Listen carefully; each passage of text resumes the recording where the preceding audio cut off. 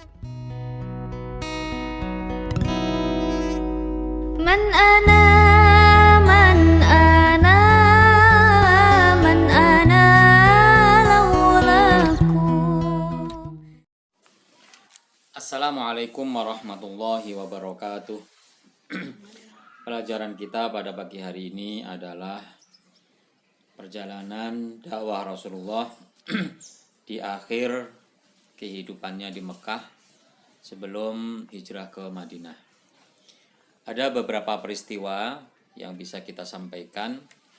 Di antaranya adalah dakwah ke negeri Thaif. Kejadian ini terjadi pada tahun ke-10 kenabian.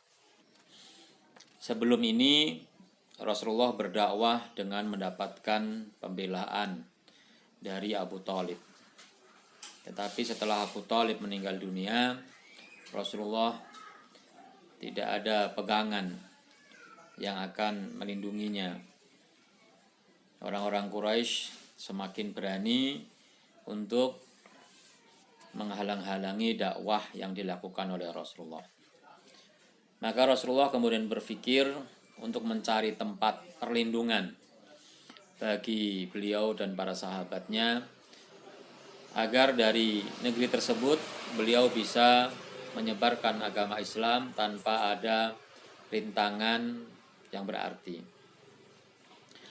Maka salah satu tempat yang diprediksi menjadi tempat yang baik untuk berdakwah adalah Thaif. Di samping jaraknya yang tidak jauh, hanya sekitar 60 mil, juga tempat tersebut adalah tempat yang subur, banyak ternak, banyak kebun-kebun, sehingga sangat layak kalau dijadikan markas untuk berdakwah. Ya, tentu sebelum ke Madinah. Tetapi ternyata Allah tidak memilih Thaif menjadi markas dakwah. Allah lebih ingin menjadikan Madinah sebagai markas dakwah. Maka pergilah Rasulullah ditemani oleh Zaid bin Harithah ke Thaif. Tujuannya untuk mencari peluang, kira-kira memungkinkan ataukah tidak untuk menjadikan Thaif sebagai tempat berhijrah dari kaum muslimin. Ternyata Thaif sudah didatangi oleh orang-orang Quraisy.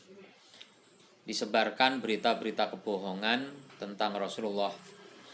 Sehingga dalam benak orang-orang Thaif, yang ada dalam benak mereka menganggap bahwa Rasulullah ini adalah orang yang tidak baik, orang yang berdusta, orang yang mencaci Tuhan-Tuhan mereka, sehingga dari awal mereka sudah antipati terhadap kedatangan Rasulullah. Maka selama beberapa hari di Thaif tidak ada satupun rumah kecuali didatangi oleh Rasulullah untuk didakwahi. Tak lupa para pembesarnya, para tokoh-tokohnya pun juga semua didatangi oleh Rasulullah, diajak untuk masuk Islam.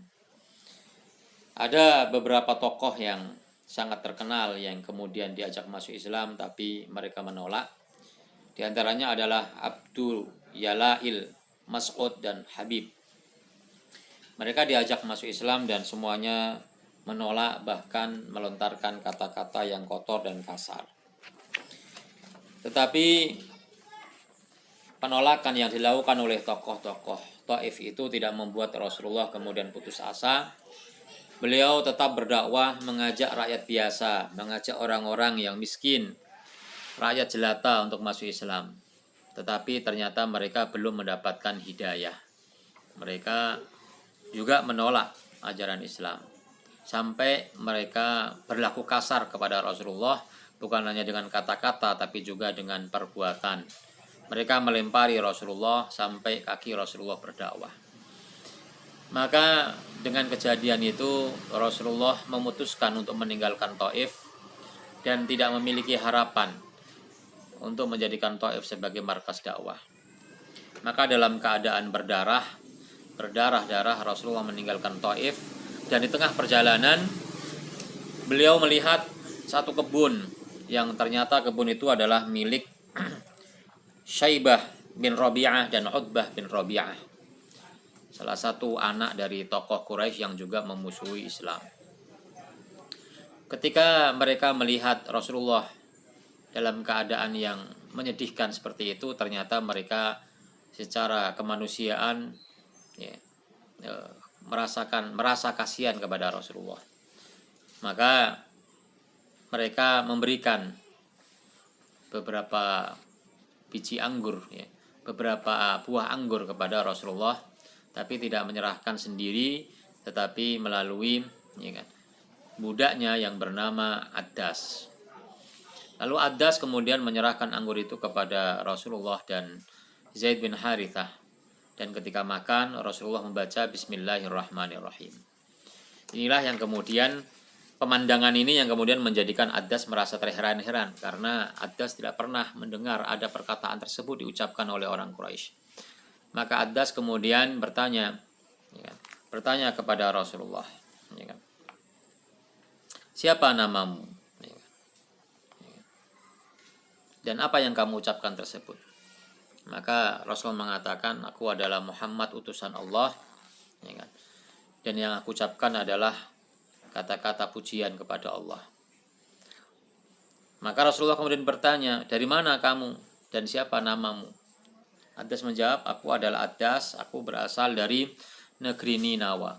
Maka Rasulullah kemudian mengatakan kepada Addas, berarti kamu berasal dari negerinya Yunus bin Matta.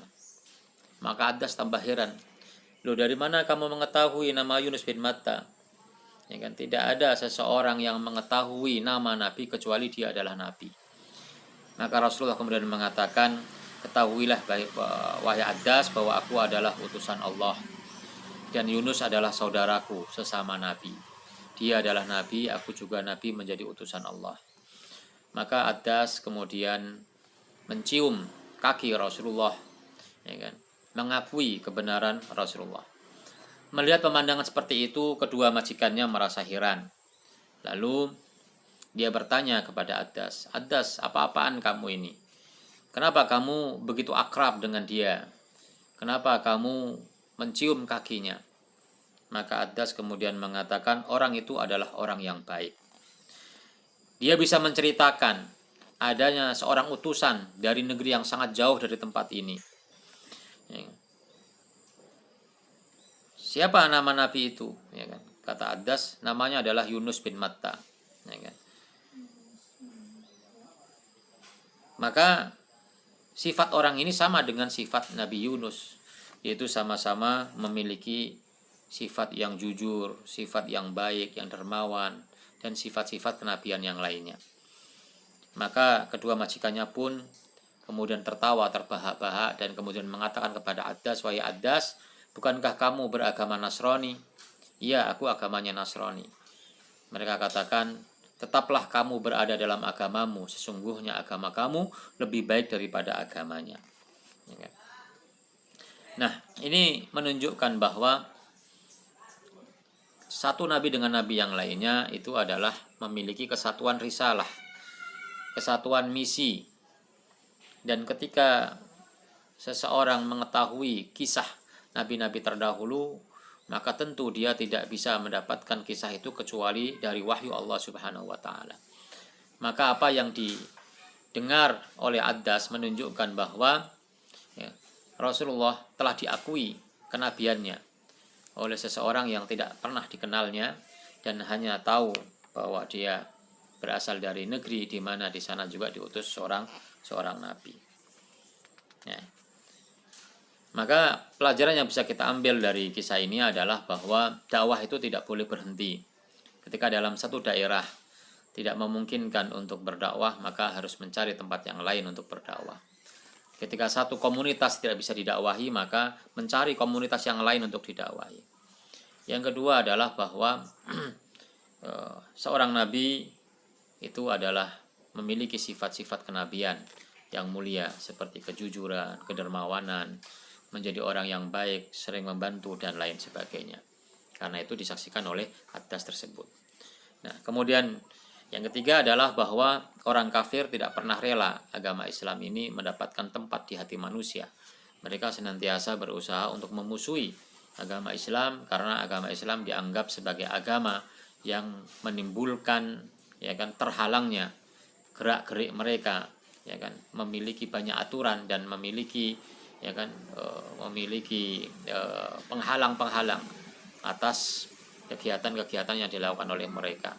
Karena yang bisa menghalangi kesalahan-kesalahan dan keburukan-keburukan manusia adalah agama Islam. Kemudian ada satu kisah yang juga perlu diperhatikan, bahwa ketika Rasulullah sedang menderita rasa sakit tersebut, ya kan, sedang terluka, maka datanglah malaikat utusan Allah kemudian menyampaikan kepada Rasulullah, "Wahai Muhammad, maukah aku timpakan 2 gunung Akhbasyain ini kepada mereka agar mereka hancur semuanya?" Maka Rasulullah menjawab, "Tidak, janganlah kau hancurkan mereka." Padahal kalau Rasulullah mengatakan hancurkanlah mereka, maka mereka pasti akan hancur. Tapi karena sifat rahmah, sifat kasih sayang Rasulullah, maka beliau tidak ingin menghancurkan kaum negeri tersebut. Bahkan beliau mengatakan, "Aku berharap dari mereka lahirlah orang-orang yang nantinya akan menjadi pembela agama Islam." Dan negeri Taif terbukti pada saat Rasulullah meninggal dunia banyak orang yang murtad, maka negeri Taif adalah satu-satunya negeri yang tidak ada satupun yang murtad pada saat itu. Nah, itu tentunya berkat doa Rasulullah SAW, dan dengan doa terkenalnya pada saat itu Rasulullah mengatakan, "Allahumma hdi qaumi fa innahum la ya'lamun." Ya Allah, berikanlah hidayah kepada kaumku karena mereka tidak mengetahui. Jadi kejahatan manusia kepada seorang dai bisa jadi disebabkan karena ketidaktahuannya.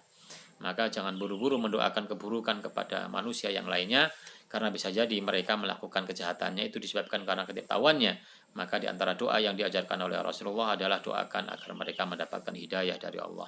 Demikian, wassalamualaikum warahmatullahi wabarakatuh.